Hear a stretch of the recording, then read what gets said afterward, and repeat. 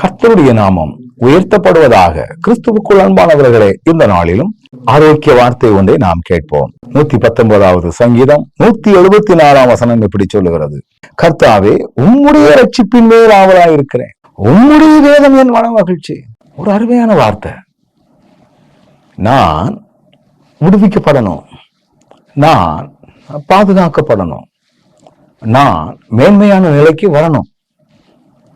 அப்போ தாவீது சொல்லுகிறார் பாருங்கள், உம்முடைய ரட்சிப்பின் மேல், உம்மால் வரக்கூடிய விடுதலை, உம்மால் வரக்கூடிய மேன்மை, இதுதான் எனக்கு முக்கியம்.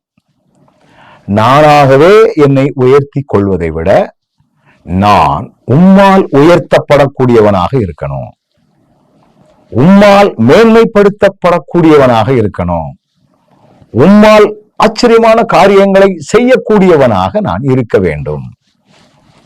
இந்த அனுபவத்தை நாம் பெற்றுக்கொள்ள ஆண்டவர் நமக்கு அனுக்கிரகம் பாராட்டுவாராக. அவர் சொல்லுகிறார், உம்முடைய வேதம் என் மன மகிழ்ச்சி.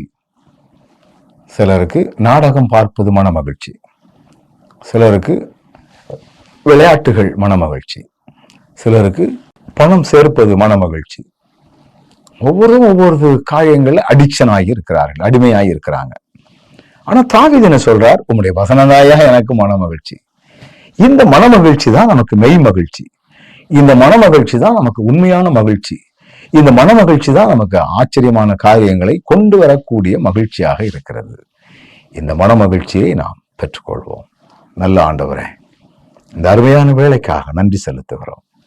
உம்முடைய வேதம் என் மன மகிழ்ச்சி என்று சொன்ன தாவீதினுடைய அனுபவத்தை போல நாங்களும் இந்த வேத வசனத்தின் மூலமாய் வரக்கூடிய மன மகிழ்ச்சியை தனிப்பட்ட வாழ்க்கையில் அனுபவிக்கக்கூடியவர்களாய் நாங்கள் இருக்க நீர் எங்களுக்கு கிருபை பாராட்டும். வேதம் அவர்களுக்கு மகிழ்ச்சியாக இருந்துச்சு, இவங்களுக்கு மகிழ்ச்சியாக இருந்து அப்படின்னு வெளியே மற்றவளை நாங்கள் கையை காட்டி விட்டுறக்கூடாது. எனக்கு அது மன மகிழ்ச்சியாக இருந்தது என்று சொல்லக்கூடிய அளவிற்கு நீர் எங்களை மாற்றும். உயிர் தெழுந்த இயேசுவின் நாமத்தில் ஜெபிக்கிறோம் நல்ல பிதாவே, ஆமென்.